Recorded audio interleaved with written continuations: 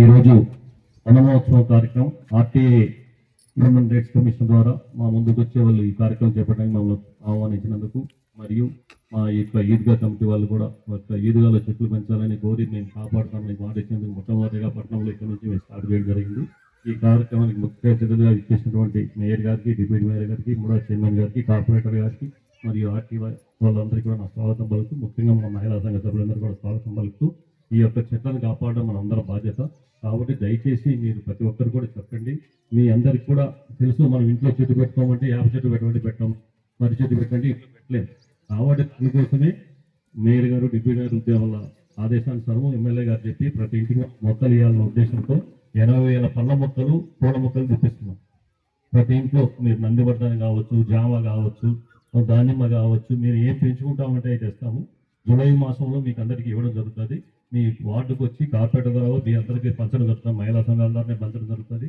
మీరు అందరూ కూడా చెప్పండి, ఎవరికి చెట్లు కావాలంటే తీసుకువెళ్ళి ఇళ్ళలో చెట్లు పెట్టి పెంచండి. చెట్లను పెంచితేనే మనకి ఇల్లు అడుగుతున్నాం. చెట్టు గాలి వచ్చింది కాబట్టి కొంచెం చల్లగా ఉంది, లేకపోతే కూర్చోగలుగుతామా? కాబట్టి చెట్టు అవసరం అందరికీ ఉంది. కాబట్టి చెట్లను పెంచాల్సిన మన మీదనే ఉంది. ఎవరిని చెప్పినా మన ఇంటికాడ మనం చెట్లు పెంచుకుంటే మనకు చల్లగా ఉంటుంది. ఈ విషయాన్ని అందరూ కూడా గమనించి చెట్లు పెంచడానికి సహకరించండి. అదొకటి కాకుండా ఇప్పుడు రాష్ట్ర ప్రభుత్వము ఎంతో ప్రతిష్టాత్మకంగా చేపట్టినట్టు ఇందిరమ్మ ఇళ్ల ప్రోగ్రాం. ఇప్పుడు ఇంతకుముందు ఫస్ట్ సంవత్సరం మనకు ఎమ్మెల్యే గారు 1500 ఇల్లు శాంక్షన్ చేయించారు. ఇప్పుడు మనకి 600 ఇల్లు శాంక్షన్ అయింది. ఆల్రెడీ 1500 ఇప్పటి వరకు 1000 మంది మాత్రమే శాంక్షన్ చేస్తూ వివిధ దశల్లో కట్టుకోవడానికి ఉన్నాయి. ఇప్పుడు ఇంకా మన దగ్గర సుమారు 1000 ఇల్లు ఖాళీగా ఉన్నాయి. మీరు ఎవరైనా ఇందిరమ్మ ఇల్లు కట్టుకుంటాము, మాకు ఇందిరమ్మ ఇల్లు కావాలని ముందుకు వస్తే, మీకు స్థలం ఉంటే ఇమీడియట్లీ శాంక్షన్ చేయడం జరుగుతుంది. మీకు ఇల్లు కట్టించడం జరుగుతుంది. ఒకవేళ మేము కట్టుకోలేము సార్, మా దగ్గర పైసలు లేవు, మేము కట్టుకోలేమని చెప్తే కూడా దానికి కూడా ఒక కాంట్రాక్టర్ను ప్రభుత్వం సెలెక్ట్ చేసి పంపించింది. మీరు ₹1 పెట్టాల్సిన అవసరం లేదు. మీరు స్థలంలో హ్యాండ్ ఓవర్ చేసి వాళ్లకు అగ్రిమెంట్ చేసుకుంటే మొత్తం ఇల్లు వాళ్ళు మీకు కట్టించి ఇచ్చిపోతారు.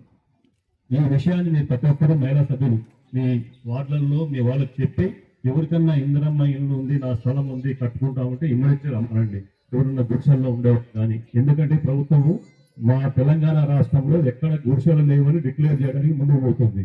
కాబట్టి ఎవరు గుడిసెల్లో ఉండడానికి లేదు, ప్రతి ఒక్కరికి కూడా ఇల్లు కట్టించడం జరుగుతుంది.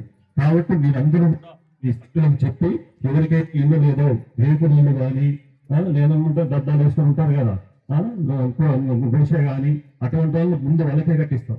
వాళ్ళ దగ్గర డబ్బులు లేక మేము కట్టుకోలేమంటే కూడా కాంట్రాక్టర్ సిద్ధంగా ఉన్నారు, మంచిగా ఇల్లు కట్టిస్తాడు. అతను మీకు ఎటువంటి ₹1 కూడా ఇవ్వడం, జస్ట్ మీకు స్థలం హ్యాండ్ ఓవర్ చేసి సంతకాలు పెట్టిస్తాడు.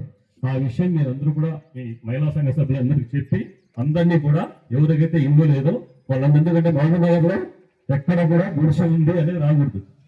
ఈ గుడిసెలు లేకుండా చేయాలంటే వీళ్ళందరూ మీరంతా ముందుకు రావాలి. గుడిసె కావచ్చు, రేపు డబ్బాలు కావచ్చు, వేసుకుంటారు కదా చిన్న చిన్నవి, అవన్నీ తీసేసి కట్టుకోవాలి. ఒక 6 నెలలు మన పక్కన ఏమైనా ఉంటే అది కాంట్రాక్టర్ వస్తాడు, మీ ఇల్లు అంతా క్లీన్ చేసి ఆయనే కట్టించిపోతాడు. మీ దగ్గర డబ్బులు లేకపోతే మేమే కట్టుకుంటామంటే కట్టుకోవచ్చు. మేము కట్టుకోలేము సార్, మా దగ్గర డబ్బులు లేవన్న వాళ్ళు కూడా ఎవరైనా ఉంటే మీరు ముందుకు రండి, మీకు ఇమ్మీడియట్లీ ఇల్లు కట్టిస్తాం. దయచేసి ఈ విషయాన్ని మీరు అందరూ కూడా చెప్పాలి. ఆర్పీలు మీరు పూర్తి